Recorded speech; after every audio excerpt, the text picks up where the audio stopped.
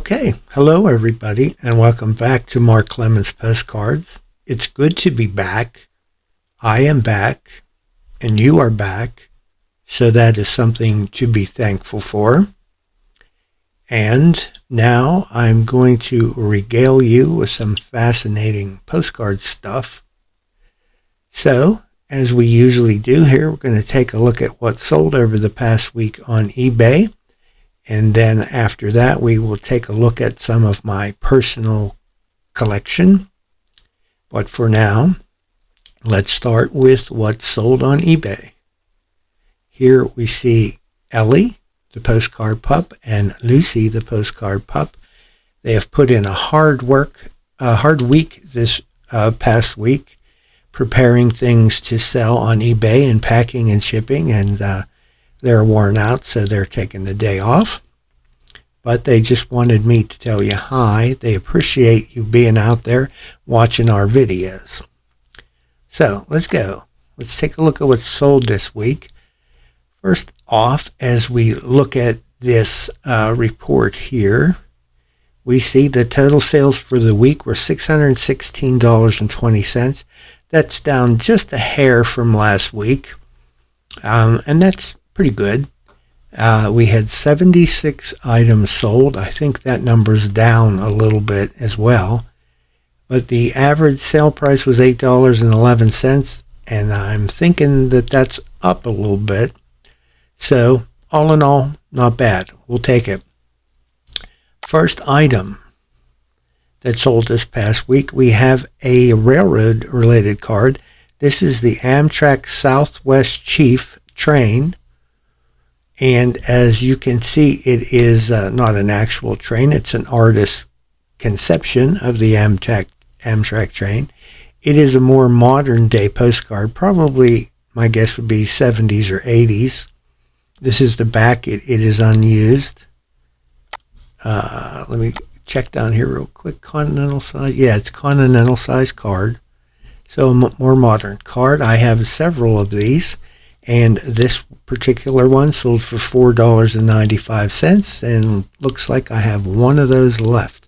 I do find that the railroad is a good topic, and Amtrak seems to be like a niche collector's area. So whenever I list Amtrak cards, they usually sell pretty quickly.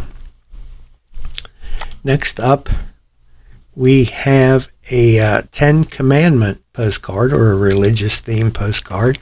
This is thou shalt not steal, and we see this guy here reaching in the window, and he's looking to steal something, look like some money on the desk, and I'm just thinking to myself, why, the nerve of this guy thinking he can just reach in there and steal somebody's stuff. But then I also have to say, why is your window wide open like that? That's probably not a good idea, especially in this day and age. You should keep your windows shut and your doors locked at nighttime. But anyway, if we lived in an honest world, it wouldn't be a problem, but we don't. So this guy's looking to steal, unfortunately. This is a divided back error card, as you can see there. It's a German publisher. I believe, yeah, and it's PFB is the publisher on that. It's part of a series. Obviously, there are 10 Commandments. This is one of them. It's an embossed card. You can see the image there on the back. And see, I had that listed for $5.95. I took an offer of $5 on that one. So, take advice from this card. Do not steal.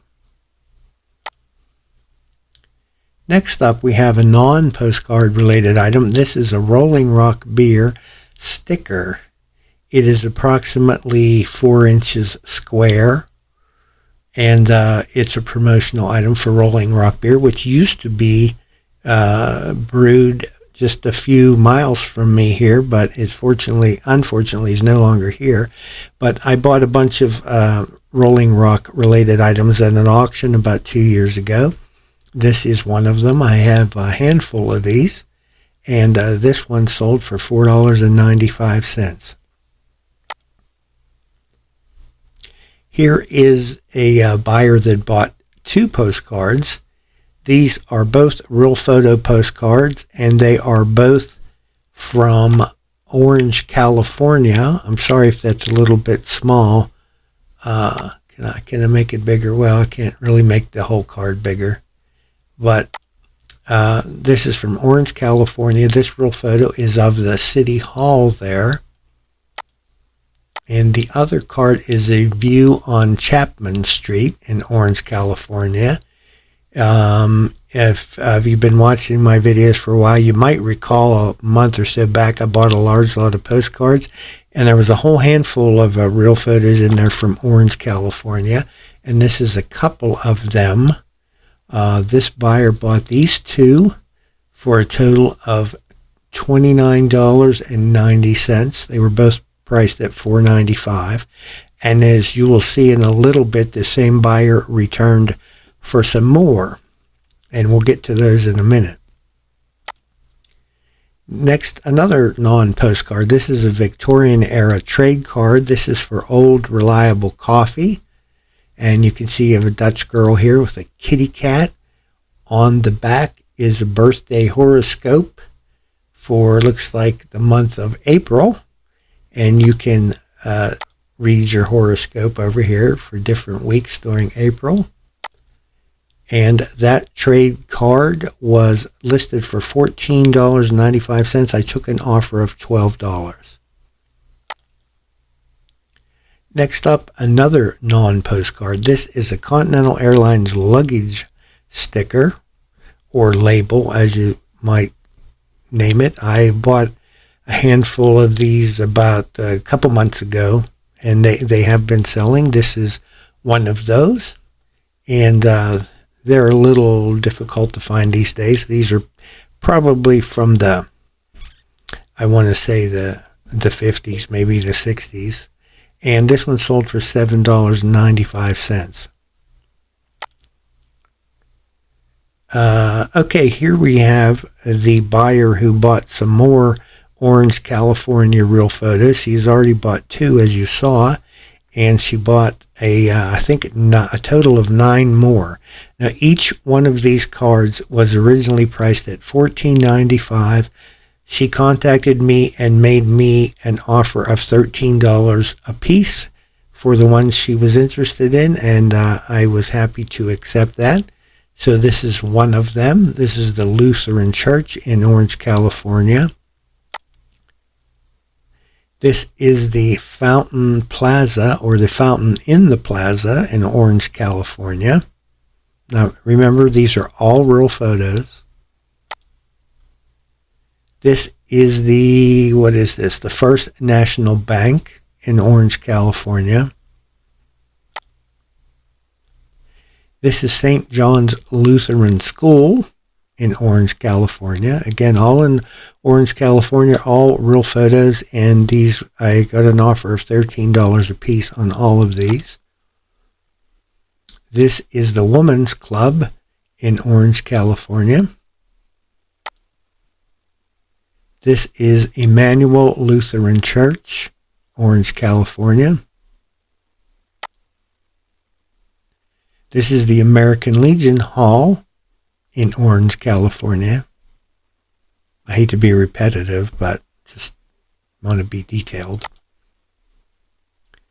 This is St. John's Lutheran Church and Manse. We just a moment ago saw the school, and this is the church in Manse, which is generally where the priests would reside.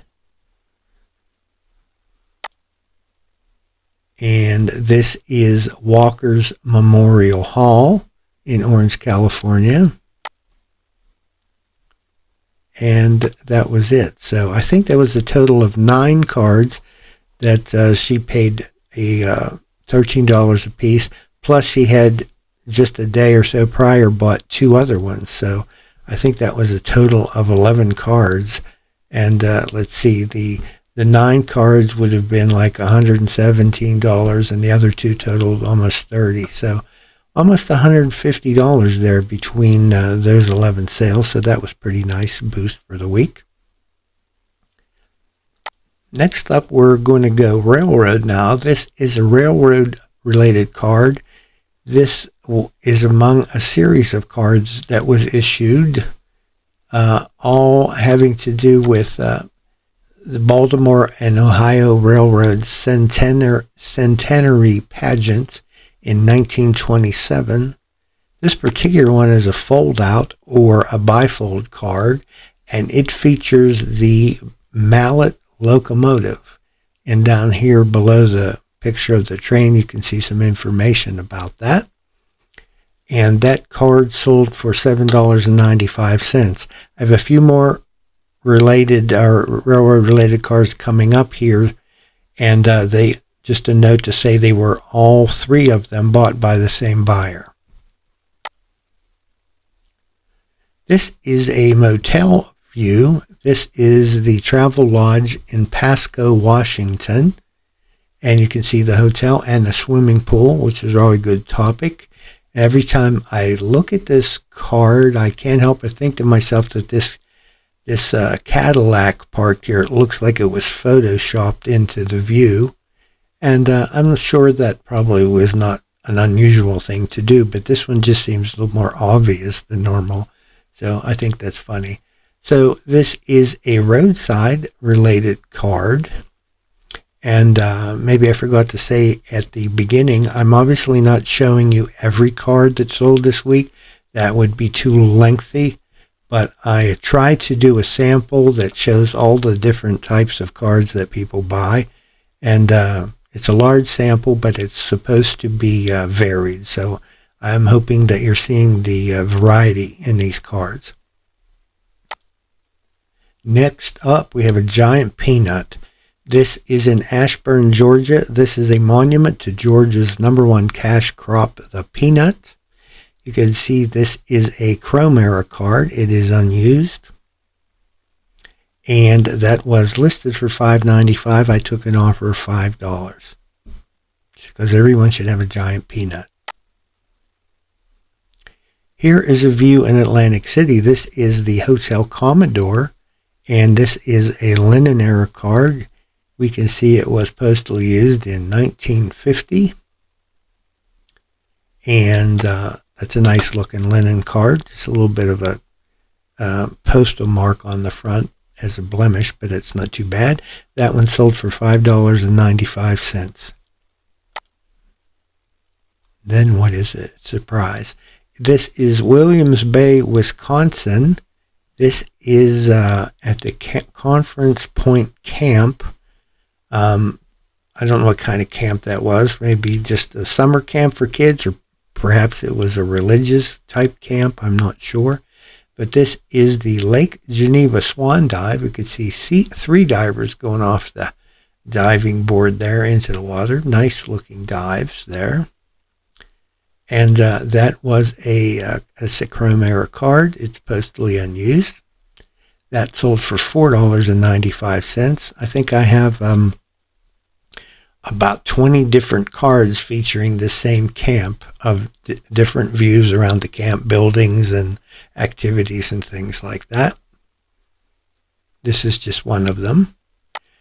Next up, we have a pretty woman with some flowers. And this is what I call an applique, silk applique card. It's hard to see, but if you look a little closer here, you can see her dress, which is blue, is actually made of silk, and it's been applied to the card. Her hat, or at least the brim of her hat, is also silk. And this little pendant up here is also a piece of silk. So that is an applique or add-on card, however you want to describe it.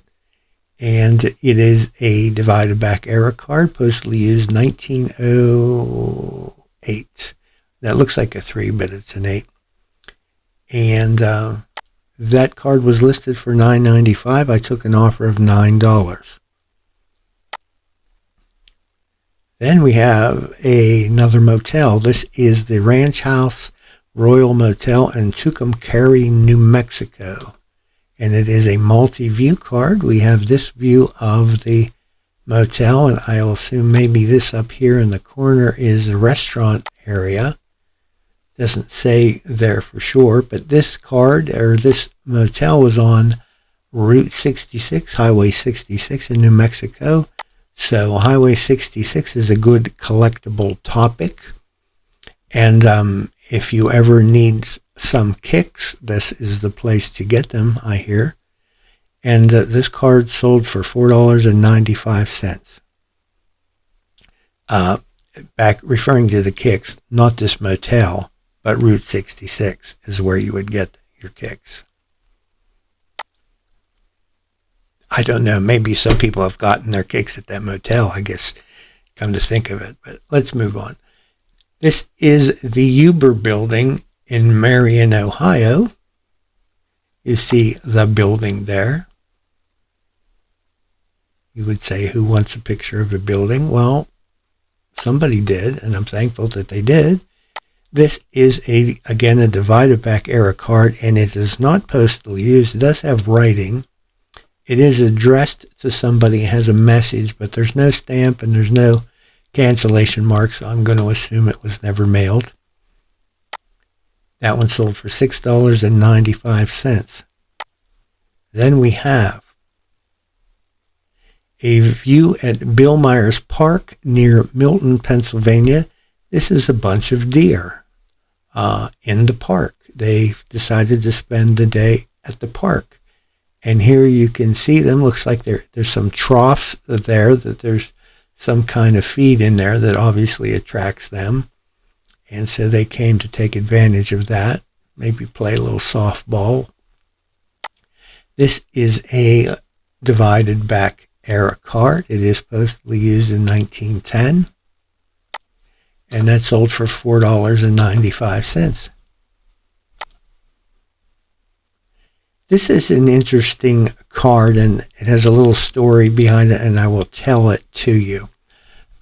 First of all, this card sold. Somebody had made me an offer on it, and I accepted their offer. It was like, it's listed for $4.95 here. I think they offered me $3.95. But anyway, after the woman had purchased it and paid for it, she sent me a message through eBay, and she told me that these two little girls, the one on the front here, riding the horse in the front, is her mother, and the one on the back is her aunt, who has since passed away. And when she told me that, I thought, boy, I wish you had told me before you bought it. I would have sent this to you for free, because if there's ever a time when a card deserves to be in a particular place, it would be this one. This person should have this card. I mean, my goodness, their mother and aunt on a postcard. That is really cool. It looks to me, it's not a Continental card. It's still a standard size card, but it looks like it's probably newer. Is there a date on here? Why, there is. It says 1989. So that gives you the concept of the time. So it's not a real old vintage postcard, but it's got a few years on it. But the worst part of this story was when I went to pull the card to ship it, I couldn't find it. I looked in all the usual places where I would have had this card filed, like amusement parks would be the first place I'd look. And then secondly, I would look in Hull, Massachusetts, or Massachusetts under H for this town, and it wasn't there. And I spent quite some time trying to figure out what the heck did I do with this card. Sometimes cards will stick to the back of others when I file them, and they'll accidentally get put in the wrong place. Or sometimes I'm just having a spaced out moment where I'm not really paying attention to what I'm doing, and I stick a card somewhere it shouldn't be. And I have had people tell me to stick cards in strange places, but I didn't know what I did with this card. But I managed, make a long story even longer, I managed to figure out where it was filed, and I found it, and I had like a sigh of relief, because the last thing in the world I would have wanted to do is disappoint this woman and say, hey, I can't find your card, when it has your mother and aunt on it. So the story does have a happy ending, that I found the card, and shipped it off to her. Now I just hope the post office doesn't let me down and they accidentally deliver it, because this card needs to go home, and it's on its way there. So that's the story of this card, and that is a neat story. I love when that happens, when somebody has a special connection to a card. It does happen occasionally, and I wish it happened more often. So next up, we have a view in Chichester, New York. This is a residence in Tiskilwa Park. Okay. It is a divided back card. It was postally used in 1912, as you can see there. And there's the residence back there. Actually, it looks like a couple residences, but I assume it's this one towards the left here that's most visible. And that card sold for $7.95. Then we have another trade card. This is the, the E.F. Austin Company in Allegheny, PA, which today would be called Pittsburgh, PA. Allegheny used to be an area in sort of like a Pittsburgh suburb, but was incorporated into Pittsburgh. So Allegheny, PA does not exist anymore. It would be Pittsburgh. And this trade card was for this Austin Company that sold flour, grain, feed, hay, etc. on South Diamond Street. And you can see that it has a cat here, one cat sitting on a shelf, one cat diving headfirst into a jar of apple butter. And when I looked at it, I was trying to figure out, did he dive in here willingly or did this cat push him? I'm not sure. And we'll never know, because this is like a 100-year-old card, so we can't ask these cats. They're not around anymore. So that'll be a mystery for the ages. This sold for $9.95. Here is another building. This is the Hotel Robidoux in St. Joseph, Missouri. You can see the building there. We have a horse-drawn wagon, a couple vintage automobiles, some people on the sidewalk. This is a divided back card. It was not postally used. It is sold for $5.95. Next up, another railroad card. This is the same buyer as the previous one.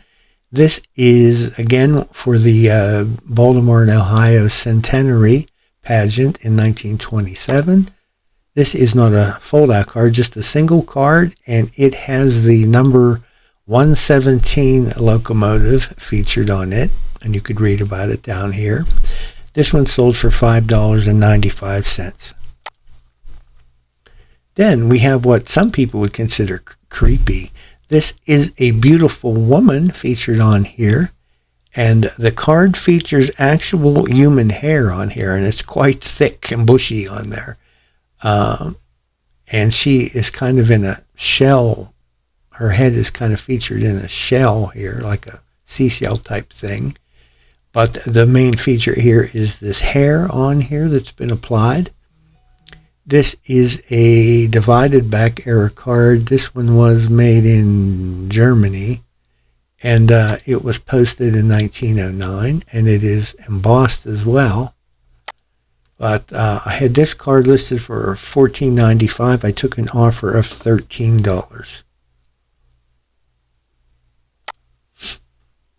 Here we have one of the laminated reproduction cards. This is not an actual postcard, but a copy of an actual card that has been slightly enlarged and then laminated on both sides with plastic. And this one is of the Pennsylvania Railroad Viaduct in Latrobe, Pennsylvania. I have about 1,500 of these laminated cards. They are not all listed yet, but I eventually will get them on there. And this one sold for $5.95. Then we have, again, a modern postcard. This is a continental size card. Let's see if there's a date on here. 1935 was the date of the movie, but renewed 1962, but the card itself, I don't see a date. But anyway, it is a more modern card, probably the 70s, maybe the 80s, and it is a still shot from the movie Bride of Frankenstein. And here you can see that Frankenstein is admiring his new wife. And if I could give any advice to Frankenstein, I would say, take a good look at this woman, Frankie. If I was you, I would steer far away, but apparently not, that he did not take my advice. This card it was listed for $4.95. I took an offer of $4. Then what's up next? This is just kind of a postal card. Might be generally when I'm thumbing through cards and come the postal cards, I just kind of toss them aside. They're not interesting. They don't have views on them or anything like that, and they're usually rather boring. But this one caught my eye because it's a little more interesting. This is from the War Department, the Adjutant General's office in Washington, D.C. It's addressed to John Beamer in Turtle Creek, PA. And the subject of it here on the back is just a change of address. It's to advise you that a recruit, his correct address is now at Camp Sutton, North Carolina. That's where he was assigned. And according to this, he is entitled to have 3 cards of this issued to people when he is permanently stationed somewhere. So being that was issued during the Second World War and it's military related, I thought somebody might be interested in it, and they were. This card sold for $4.95. Next up is another airline's luggage label. This is from All American Airways. I don't remember that airline. I don't believe they exist anymore. But this is another luggage label or sticker or decal, as you would call it. And it sold for $7.95. Here is a view in Galveston, Texas. These are the fishing grounds at the North Jetties, and you can see this jetty here, and there's lots of people on there fishing. Also got a boat in the water. The card is really dark. Look, I don't know if it's just because it's black and white or because it was a stormy day, but it looks like a storm rolling in. It's a divided back arrow card, postally used 1910. Sold for $5.95. Another train, same buyer. This is the 600 locomotive, again for the B&O Centenary in 1927. This one sold for $5.95. There was a whole series of these with different trains featured on them. Here we have a large letter postcard. Haven't had one of those for a while. This is greetings from Deep Creek Lake, Maryland. This card would be worth more if the words Deep Creek Lake were large letters rather than just printed up here. So it makes it kind of a generic card in that many different towns' names could be printed up here using this same basic card. But I don't recall seeing Deep Creek Lake before. Deep Creek Lake is in northern Maryland, and I know I've heard a lot of people talk about it. It's a popular spot for people who like the water skiing and fishing and lake-type activities. This one obviously is a Linen Era card. It was used in 1957, and that one sold pretty quick within the time I listed it for $5.95. Here, what have we here? Another large letter linen card. This is Greetings from Oklahoma, and it has kind of a cartoonish theme to it. You have a map of the state with some things that Oklahoma would be famous for. You have buffalo up here. You have elk here. You have oil rigs. You have coal mining, and you have an Indian lighting a pipe with money. So you have rich Indians apparently in Oklahoma. Again, a linen card. This one is not used. And it was listed for $5.95. I took an offer of $4.50, I believe, on that one. Here we have the Elgin National Watch Company in Elgin, Illinois. A linen postcard. This one is used, posted in 1948. So that is a factory or industry type topic. And it sold for $5.95. Then we have a lot of cards. This is a lot of 50 random unused Chrome cards. It's a mix of U.S. states, towns, topics. Some of the ones you see here to the side are actually in this lot. There's Beaver, PA. I don't know where that is. Civic Arena used to be in Pittsburgh, now gone. There we have a steel mill or industry factory. That's a view of Seton Hill College in Greensburg. Another one, there's a view of city streets in Pittsburgh. A bridge in the Pittsburgh area. This, I believe, is Wilkinsburg train station. Museum, again, Greensburg. So 50 unused postcards, and a lot of people buy these because they like to actually use them and send them to people, because you can't buy these today in a store. These are vintage cards, so something to be said for actually using old vintage cards. That's kind of neat.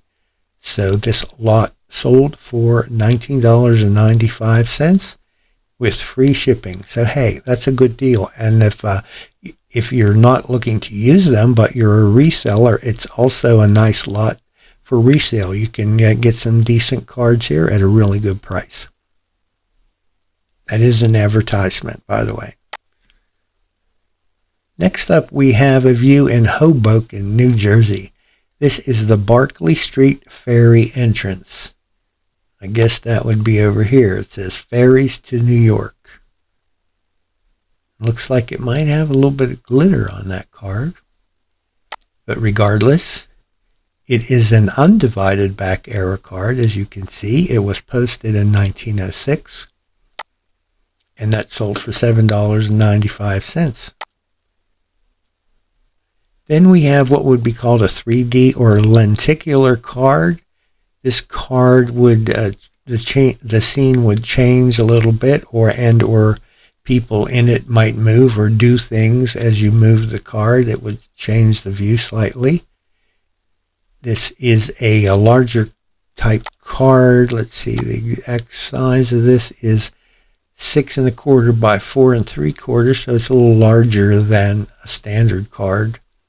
And you can see on the back 3D Collector Series, it says, Lord bless this home, and you can see Jesus, I guess he's blessing that home. That's what they ask him to do. So that's what he's doing. So somebody found that. It's a religious themed card, obviously, and that sold for $4.95.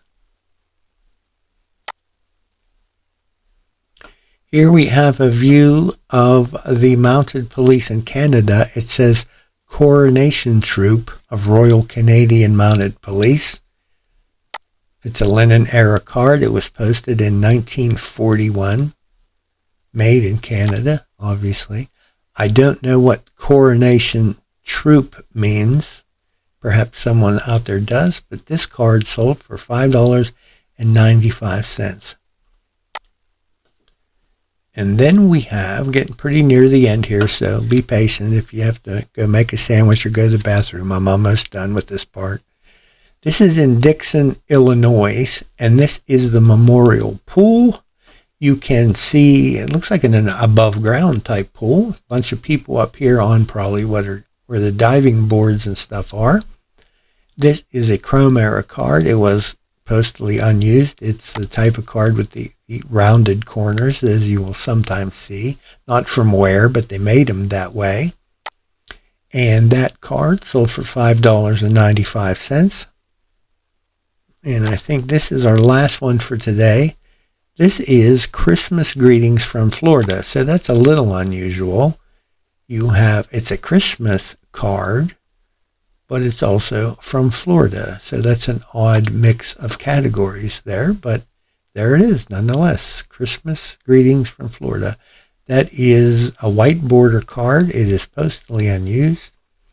And that, let's see, that was listed for $5.95. I think I took an offer of $5. So that is it as far as regards our sales for the past week. Hope you enjoyed looking at those. Now let's do something else. Okay, everybody, look into Lucy's eyes. Look deep into her eyes. Deep, deeper. Let your mind become one with Lucy's mind. Now, listen.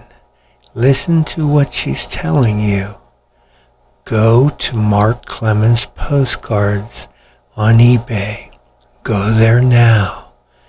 Go to Mark Clemens Postcards. Buy postcards. Buy all of the postcards. Money is no object. You are a millionaire. You can afford it. Spend all your money and buy Mark's postcards. Then Mark and Lucy and Ellie can retire to a tropical island and drink mixed drinks all day long. Go there now. Buy all the postcards. And when you have, come back here and finish the video. What will we look at today? Let's do some more Lincoln Highway. The last time we looked at this, we had just left the town of Ligonier, PA, and were headed toward Loughlintown, PA. And in this view up here, let me get out of the way a little bit. In this view up here, we can see the Lincoln Highway. At this point in time, it looks like it's just a dirt road. And it is passing through the small town of Loughlintown, PA. Let's zoom in just a little bit here, get a better view at what we're looking at. You can see some houses along each side of the street. Here's an old, looks like an old truck of some sort here. And we are headed eastward. Another view looking up the street.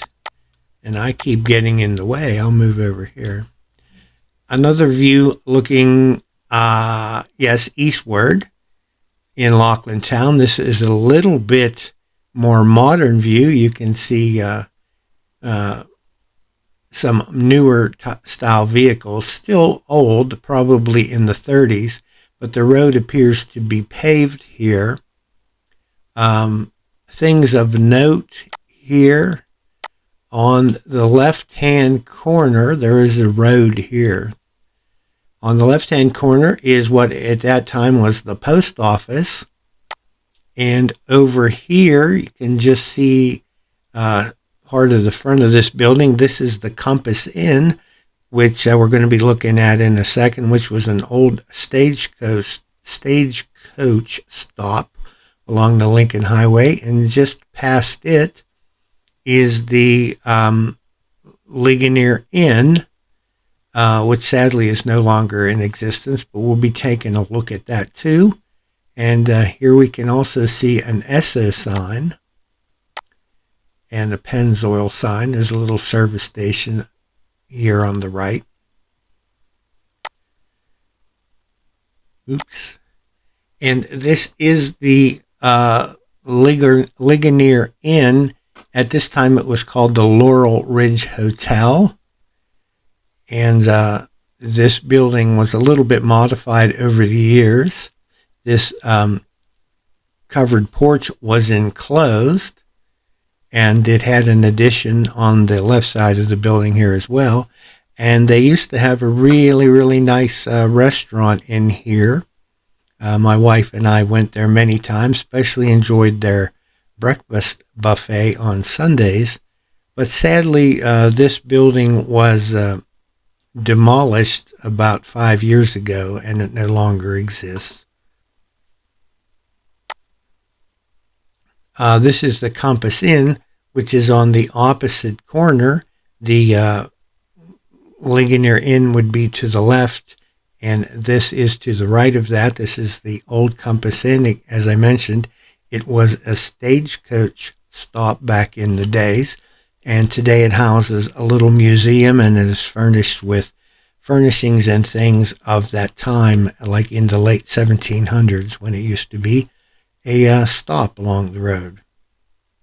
As we continue up the road here, we would begin to go up Ligonier Mountain, which is a long, winding road to the top of Ligonier Mountain, or Laurel Ridge, as they call it. And as we go up, we would see, let's go this one first. We would see this on our right side as we came up. This is the Mountain Inn Hotel. You can see that there. Let's zoom in a little bit on that too. There's the Mountain Inn Hotel. Here's the building. There's some old autos there. Over here we have some gas pumps. And again, over the years, as this no longer served as a gas station and a hotel, this part of the building here was removed, and the remaining part here was used as a residential building.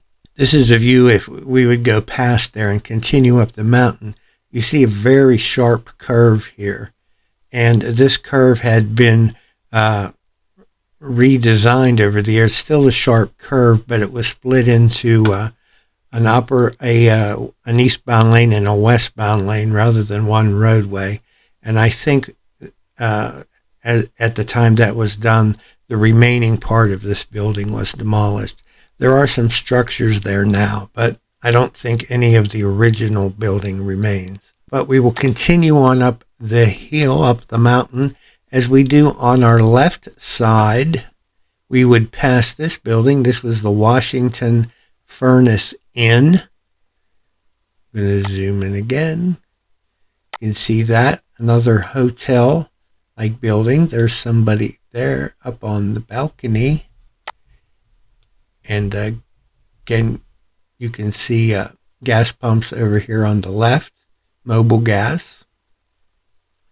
This building, I want to say this correctly because sometimes I get a little confused. This building, I believe, is still in existence and is over the years has changed functions many times, always been a restaurant or a bar or something like that.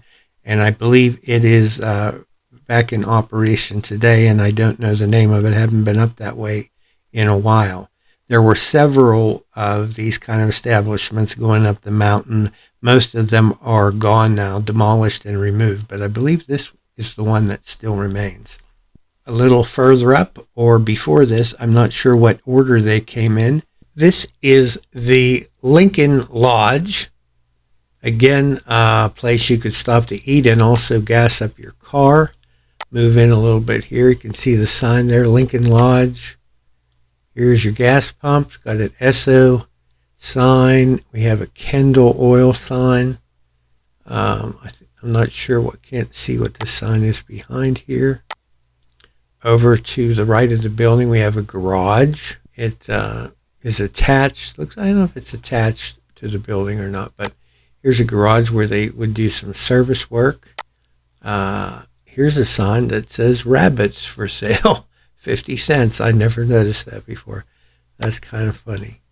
But anyway, that's the Lincoln Lodge as we're still continuing to go up the mountain.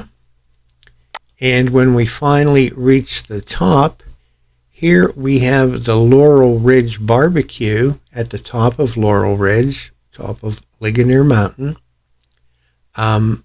I don't remember this structure, and I'm not exactly sure where it was located.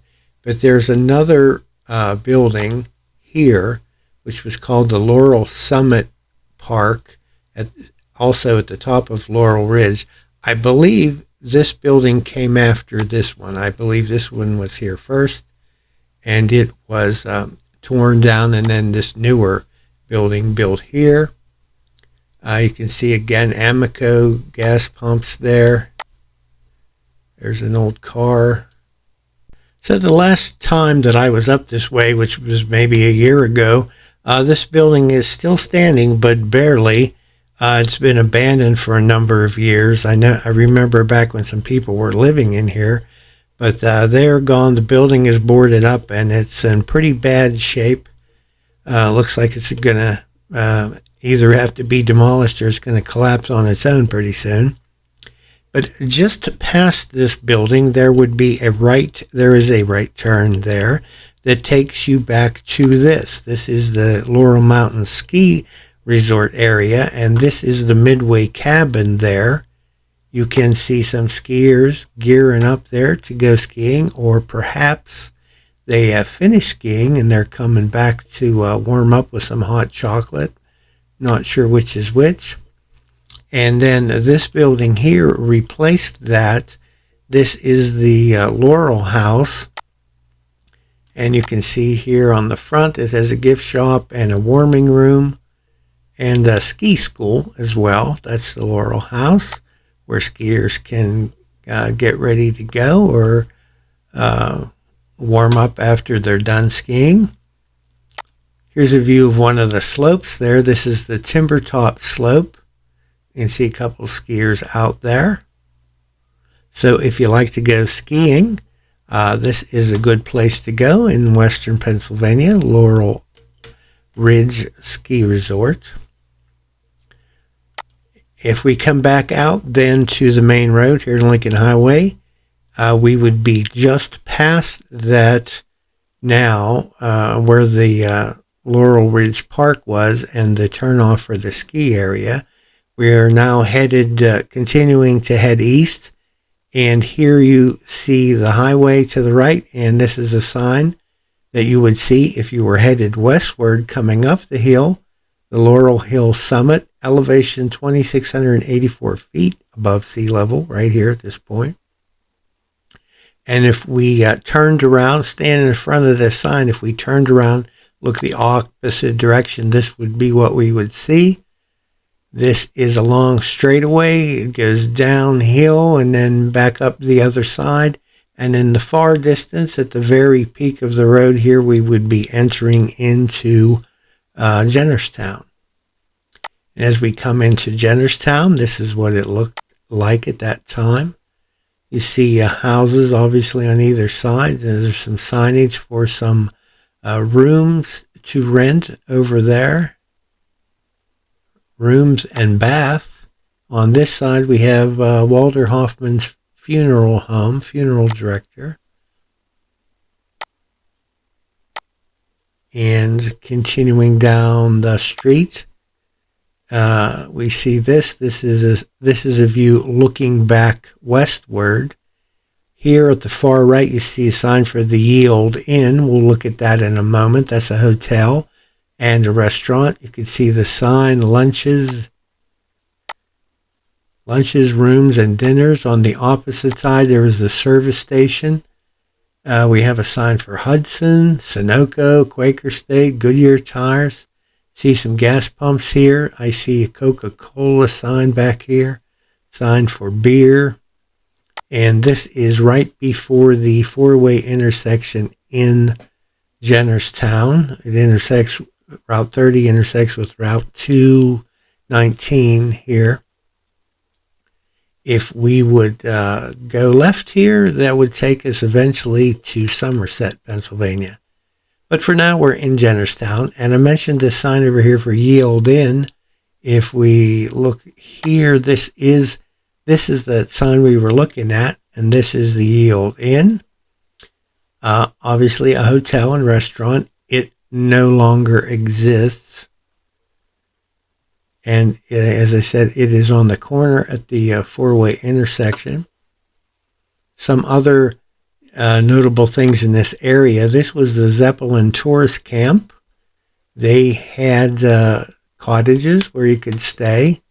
And you can see it has says US 30 on the front there. There's some gas pumps too, not shown in this picture, but I believe they're in the front here.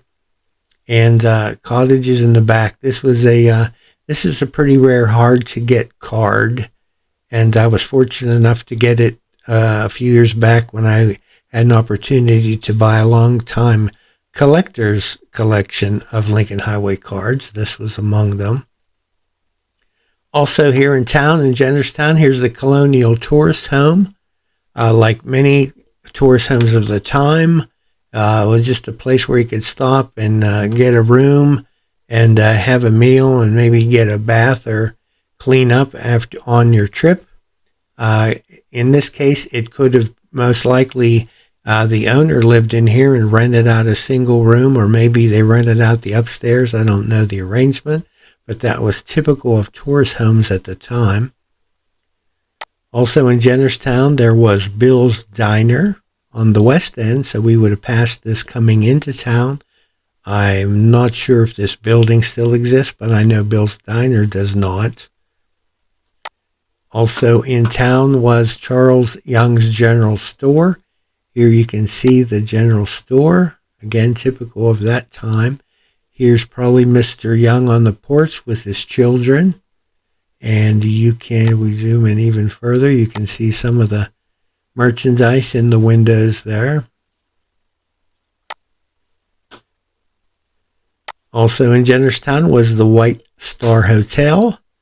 This was one version of it, and it later moved to this building here, which over the years has been a hotel. It has been a senior citizens rest home, and it's back to being a restaurant. I don't know if they rent out any rooms, but there is a restaurant here called the Coal Miners Cafe, and which was originally across the street from this building, but that building burned down, and then they moved across to here. And another thing of note here in Jenner's was Jenner's Pines Cottages, another tourist court type place where you could rent a cottage over the night. And these stone pillars are notable. You would go between these stone pillars and back a lane here. As you see here, you would go back this lane, and here's your cottages back here where you could stay. I see a few cars there, so some of these cottages are being used as we speak. And what's interesting about this is these stone pillars still exist. The cottages, I don't think any of the cottages are left, and it's certainly not a place you can stay anymore, but these pillars still exist, and they are in somebody's yard. And so they have fortunately kept them intact and haven't disturbed them, so that's the only remaining relic we have of the Jenner Pines. So that is it for now for our Lincoln Highway adventure. We will stop here in Jennerstown, and let's perhaps stay at the Jenner Pines, or maybe we'll stay at the White Star Hotel. But regardless of where we stay, we will stay here, and we will pick up next time we continue our travel on the Lincoln Highway. Well, that's it for us today here at Mark Clemens Postcards. If you liked this video, please give us a like. That helps us to grow. If you haven't yet subscribed to our channel, please do that, because that also helps us to grow. If you have anything to say, please leave us a comment. We love to hear from you. And as always, we thank you very, very much for watching, and we'll see you next time.